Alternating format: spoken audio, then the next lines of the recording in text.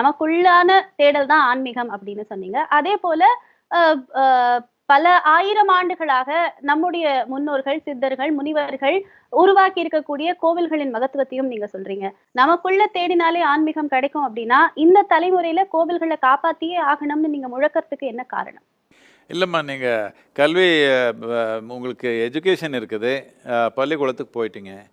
எ எவ்வளவோ எஜுகேஷன் பண்ணியிருக்கீங்க. அதனால தான் நீங்க இப்படி ஆங்கரா இருக்கிறீங்க. இப்போ இந்த கல்வி எல்லாமே உங்களுக்குள்ள தானே இருக்குது. உங்களுக்குள்ள தானே இருக்குது.